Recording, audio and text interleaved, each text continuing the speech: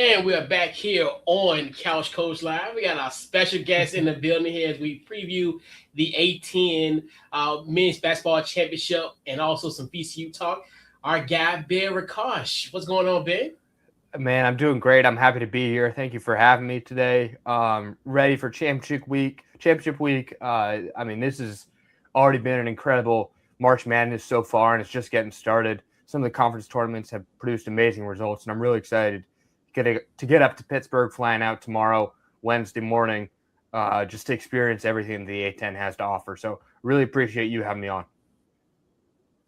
Oh, yeah, most definitely. Once again, definitely appreciate you for coming through. And I'm always remiss because I messed it up. I messed it up with you and Marcus before, but you from WVCW, which Correct. I don't know why that used to give me fits. But we got it all together this time. So it used to be WVCU, and then there was a legal issue back in the day, like back in the 70s or 80s. So they switched it to WVCW. So it's WVCW Sports. Yeah, for sure. So yes, and we're here. So got a great show lined up as we prepare for the A-10 tournament in Pittsburgh. So that'll definitely be a very fun trip to go to Pittsburgh for the 50th anniversary for the A-10 this year. So obviously we know that VCU is coming in as a second seed in this tournament, and they share the regular season championship with Saint Louis. The season went by really, really fast. And I know it's crazy to think that we're here now in March talking about, the conference tournament. So just what's your overall thoughts on this Rams season so far? Well, you look at it at face value. It's the year of transition, right? It was Ryan Odom leaving. Everybody knew, at least it was the best kept secret around Richmond, that he was going to take the job down in Charlottesville at UVA. And after he lost to, I guess I should say he and the team lost to BYU in Denver last year, he took that job not even 24 hours afterwards, and then was off and running with the coaching shirts. It was Coach Phil Martelli. It took, I want to say, 6 or 7 days for Ed McLaughlin to land on Phil Martelli Jr. But he's been amazing. I've loved the first year of the Phil Martelli Jr. era. Obviously, this is a team that is reigning A-10 champs, so they had a target on their back, and everybody knows the pedigree that VCU is. Also, they came into the season preseason number 1 in the A-10. You look at that, and you look at finishing with the 2 seed and finishing with being co-champions with St. Louis. Take that with whatever grain of salt that you want to, and whatever amount of pressure that you want to. But I'd say it was a successful season. It was a season full of up and downs, but it was a lot of fun. Yeah. And as you talked about, it definitely was a season of ebbs and flows. And obviously, with you, Marcus, and your crew has been covering games throughout this whole year. What has been your favorite moment so far heading into the A-10 championship tournament? My bad. Are we talking about on the court moment here? What are we talking about? Anything. It could be a call that you guys did, or just any moment that's memorable to you. It could be, dealing with the actual, could be during the broadcast, or it could be something on the court as well. Well, I'll give you two. You first posed this question to me over text, and I had to think about it for a little bit, because if you got a team that's 22-7 and second place in the A-10, there's usually a signature moment or a star player or something like that. But this season doesn't feel like it had that. You can talk about the 10-game win streak if you want to talk about a signature moment.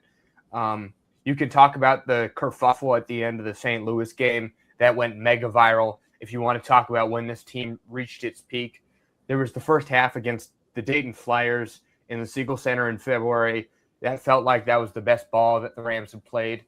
So I don't know what the signature on the court moment is. That one's really tough because it's been a collective effort every single night for this team to do it. There's been 5 guys scoring double figures. There's not one guy that's leading it all. Off the court, I'll just say the personability of Coach Phil Martelli Jr. He is so gracious with his time. He is an incredible storyteller. He gets to know everybody by their name. He knows what they do. He knows who they are. He, after last game, the final game of the regular season at the Siegel Center, he thanked every single person that makes this operation possible, not just himself, his staff, his players, the people in the basketball development center that clean up, the chefs, the marketing operations people for VCU, the reporters even he thanked for the work that they spend covering it. So he is so grateful, and he's ingrained in the VCU culture, and he knows what it means and what it takes to be a successful VCU Ram. Yeah, most definitely. And like you said, it was a year where, like you said, like the individual. And I think that's when it's going to be kind of the beauty thing about this team, because, as the tournament goes, anybody can step up, and anybody can have that type of game. And it's always kind of been like that. So like you Absolutely. said, great call out on that, as far as not necessarily a signature moment, but like collectively, like we talked about it prior to the Fordham game, where finally you kind of see that togetherness in a sense, where it's like you see it's like that unit, that cohesion. Absolutely. That without kind of witness. I know that's something I always kind of ask all the coaches in the past, as far as like the connectivity. I think Phil did. I think he reworded one of my questions. He said, I think it was connectivity instead of chemistry or what have you. But yeah, and he talked a lot about that today too during his midweek preseason or pre-tournament press conference. I asked him about the togetherness and the adversity that this team has faced, given that most of these players had known each other 12 months ago. They weren't friends, let alone teammates. And he said that's one of the things that he's most proud of, right, is the way that they're able to play for one another, defend their teammates, play basketball as a team, and just overall become a group of brothers. You're talking about in the summer, in the preseason, and throughout the season, dealing with collective experience, right? A lot of these guys don't have collective experience. There's a pocket of players that were retained at VCU, a pocket of players that came over for Bryant, but otherwise, all of these guys are new, and they all have individual experiences, right? Brandon Jennings, Terrence Hill, Michael Bell, they all have the experience of winning the A-10 last year. Keyshawn Mitchell, Barry Evans, they have the experience of winning the conference with Martelli Jr. at Bryant last year. You talk about Ahmad Noel with his experience at UConn. You talk about Tyrell Ward playing the SEC, super high caliber basketball. I could go on and on. J. Junior Tracy, obviously, he played at St. Joe's and Oregon, both at championship pedigree programs. So all of the individual experiences coming together for this team has been really special to watch, as you're talking about. Yeah.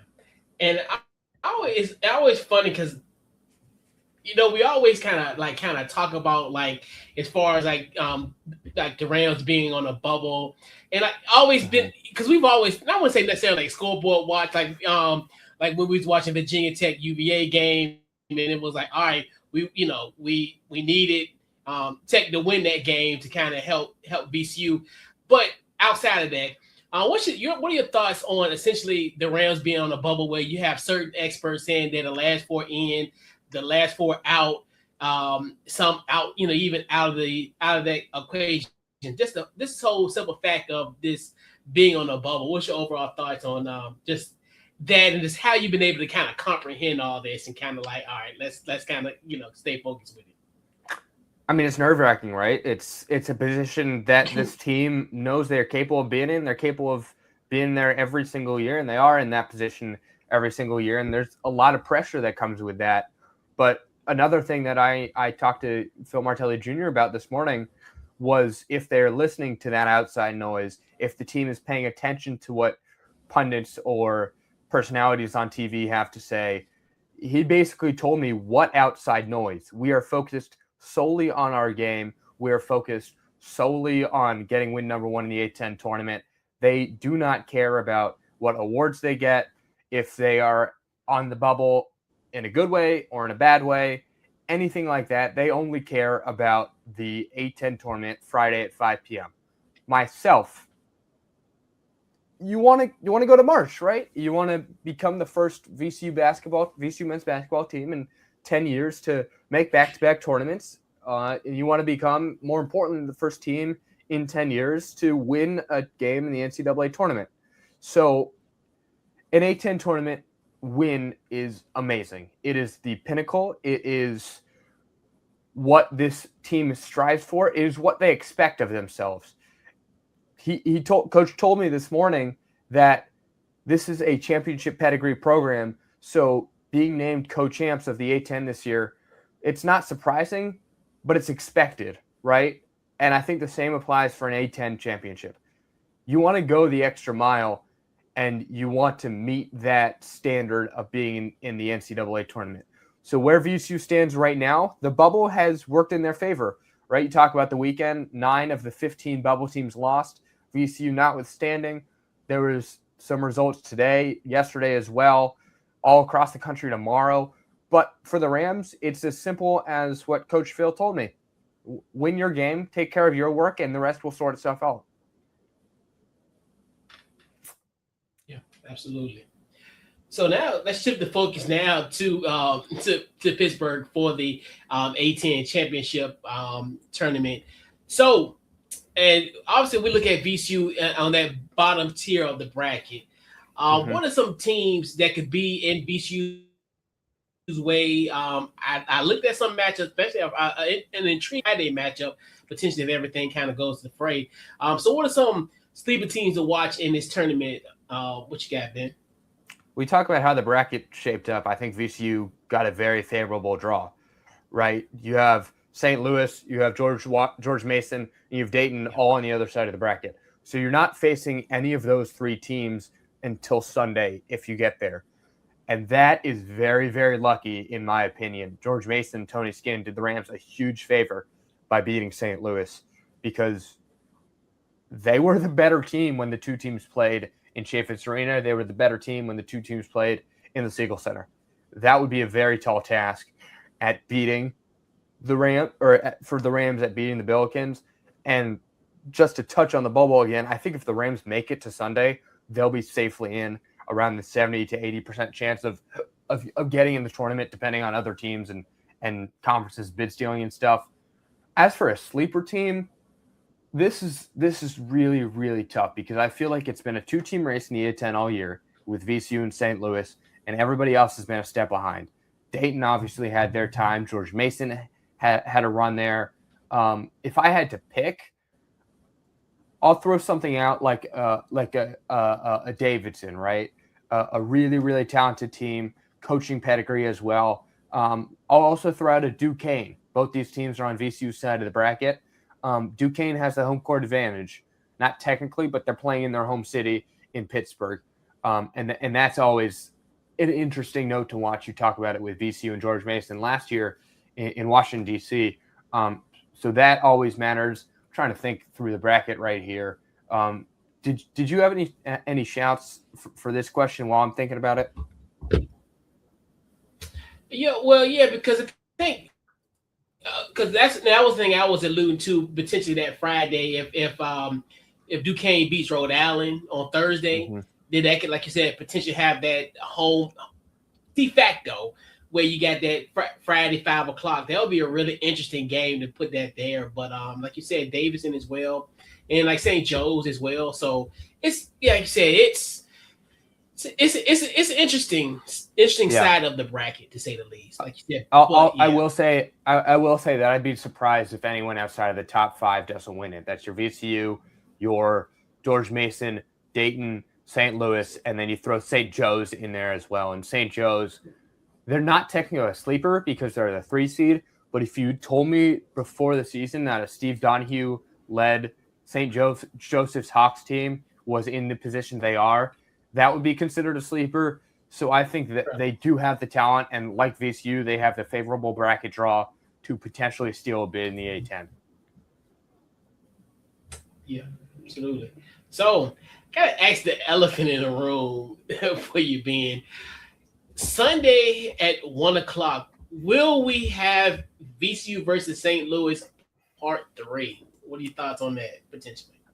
Well, these two teams have gone basically in opposite directions since they played each other. VCU, that was part of what snapped. That was what snapped a 10-game win streak, and since then they've won the 3 games after they left Chaffetz Arena. St. Louis, not so much. They lost to George Mason, as I talked about. That was coming off of a loss as well that day, VCU against St. Louis, coming off a loss in Rhode Island for the Billikens. So it seems like the Rams, even though at this point in the season, records are out the window, every team is 0-0. You have to go 1-0 each day.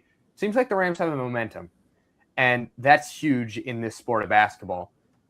So do I think that VCU will make it there? Yes, because as I said, think that they are rolling. I think that they got a favorable draw in the bracket. And I think that they have guys that are made for this moment. And as I was talking about, they have what it takes and they have the experience to win in a March setting. Do I think that St. Joe's will make it, or St. Louis will make it, rather? That's the tougher question, because they have so much competition on their side of the bracket, because they're coming off a loss last week, because they've sort of been sliding, because Robbie Avila, too, is dealing with a bit of a foot injury.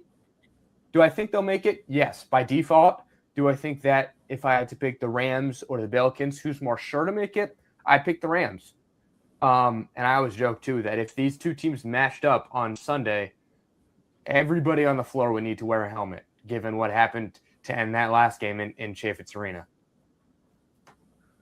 Yeah, and also push, and you guys will have to put a swivel on your head. Yeah, so absolutely. Always gotta be right. So yeah. Keep your head on the swivel for sure. If Friday, if that happens on Sunday, but yeah. So before we head on out, where they can find you on social media. Also, just tell them, promote what you guys are going to be doing during the tournament as far as where you're going to be broadcasting and what have you. Promote away. Absolutely. I appreciate it. We'll be on social media a whole heck of a lot over this next week. As I said, we're traveling to Pittsburgh early on Wednesday morning, so we have content through the airport. We'll have content through the city of Pittsburgh, everything like that. You name it, an A-10 weekend, we'll have it. You can follow that, WVCW _sports on Instagram. Follow me, Ben Rekosh, BenRekosh.media. We'll be live for all VCU's games. Of course, the Rams, as I said, play at 5 o'clock on Friday evening against the winner of Duquesne and Rhode Island. So we'll be watching that one on Thursday very, very closely. But yeah, super, super excited for this all. And once again, social media, benrekosh.media, WVCW _sports. Yeah, man. We got to find y'all a basketball, because I heard that there's not a basketball at the airport with the setup. So we definitely need to get you guys a basketball, and somebody need to film these one-on-one battles. If you guys do it, you, Zach, Adam, Mike.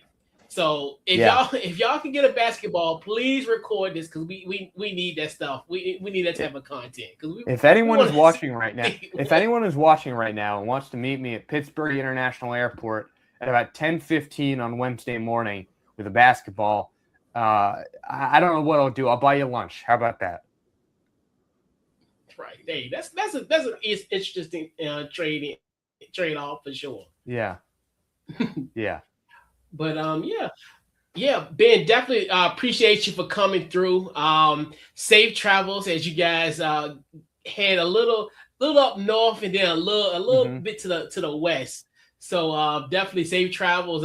We'll be looking forward to your content during the tournament, man. So this wraps up this episode here on Couch Coach Live. And once again, Ben, appreciate you for stopping by. I appreciate it, Chris. Big enjoyer of this show you have here. Keep up the good work and keep rooting on the VCU Rams. Hopefully, we're talking in a week or two from now, and the Rams are going on a run in March. Yeah, yeah, and hopefully for sure, we'll definitely get you guys on the pod and do more VCU content. This year just been really hectic, but we definitely got to get back to it for sure. Oh yeah, man. I appreciate it. It's always good to see you around the Siegel Center for men's games and women's games. You're hitting up some good women's games too. Yes, So, indeed. yeah, I appreciate you doing all that, and it's always good to see you. And yeah, I'm really looking forward to this week. Yes, indeed. So this wraps up episode 383 here on Couch Coach Live. We'll catch you guys on our next one. And